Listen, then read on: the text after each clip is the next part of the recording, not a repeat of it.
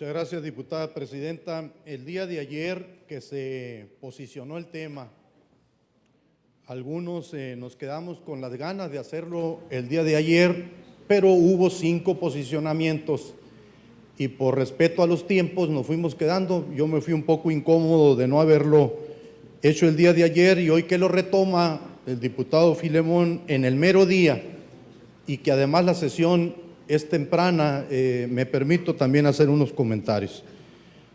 Don Emiliano Zapata nació en el siglo XIX.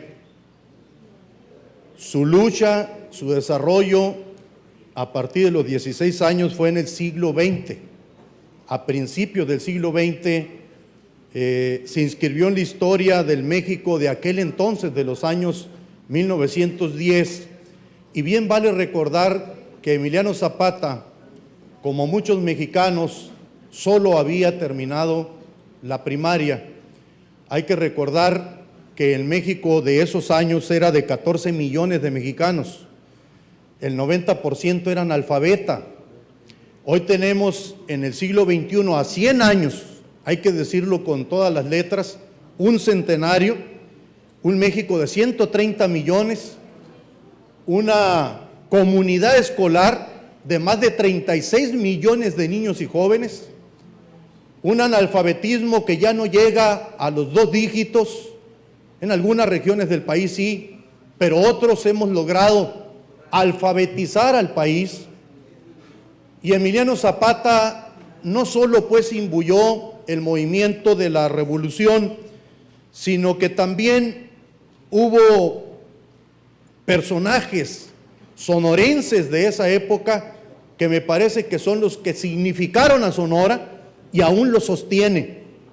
Los grandes generales de aquí de Sonora, los grandes presidentes de Sonora y el gran José Vasconcelos en la Secretaría de Educación Pública, acompañando a don Álvaro Obregón, construyendo o constituyendo, formando la Secretaría de Educación Pública para trazar la gran jornada rural.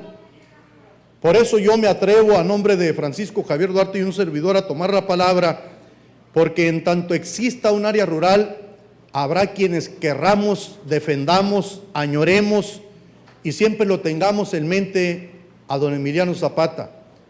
Y todavía sigo viendo ese México rural y Sonora es un estado eminentemente rural. Entonces hay que hacerlo en el centenario para que la estafeta se entregue a tiempo, para que lo que se está construyendo en México se sienta que está vivo y que lo conectemos a los lenguajes. Y me atrevo a decirlo porque nuestro presidente de la República ayer toca temas que tienen que ver con estos pensamientos. Él habla de ya olvidarnos de las reformas, ayer lo dijo, no reforma energética, no reforma educativa, no reforma hacendaria, no reforma fiscal, no reforma en telecomunicaciones.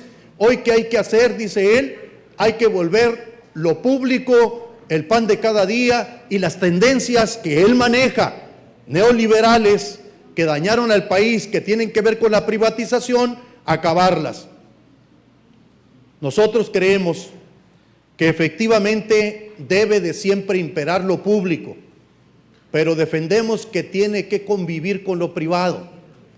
Hay pensamientos que creemos en el libre mercado sin que el libre mercado consuma, desaparezca la parte social fundamental de la población, y eso tiene que ver con la tierra, eso tiene que ver con la educación pública, tiene que ver con la salud pública, tiene que ver con lo que él dijo que va a ser la nueva etapa y el nuevo enfoque.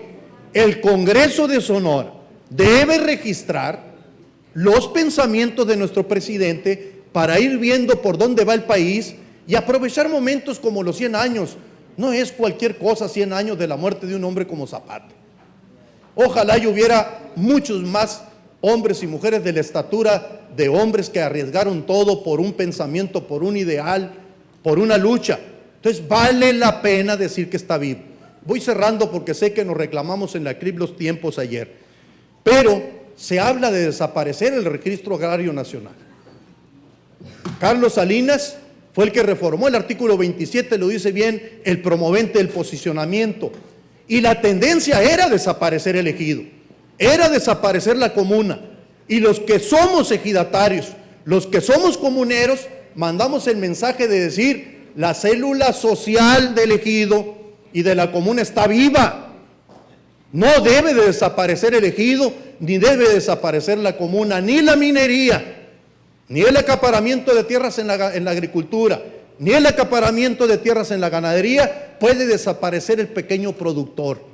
El pensamiento de Zapata en ese sentido debe de permanecer vivo para que no choque la defensa de lo público con la pujanza de lo privado.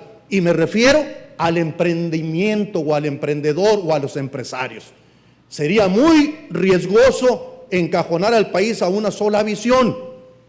Y yo he criticado que los últimos gobiernos se nos olvidó esa parte social, y ahora veo a nuestro presidente que la quiere llenar toda con la parte social. Entonces esa es una reflexión que hay que hacerla a tiempo para compensar los equilibrios, porque si desaparecemos el Tribunal Agrario, los distritos de riego, las unidades de riego, entonces pudiéramos irnos todos por el pensamiento de decir que es el individuo el más importante en lo individual, y para mí ese colectivo que forma capital social, capital humano, y que a lo mejor Zapata, si estuviera ahorita aquí, dijera: la ruta correcta de la convivencia en México está en el equilibrio entre lo pequeño y los grandes que invierten capitales.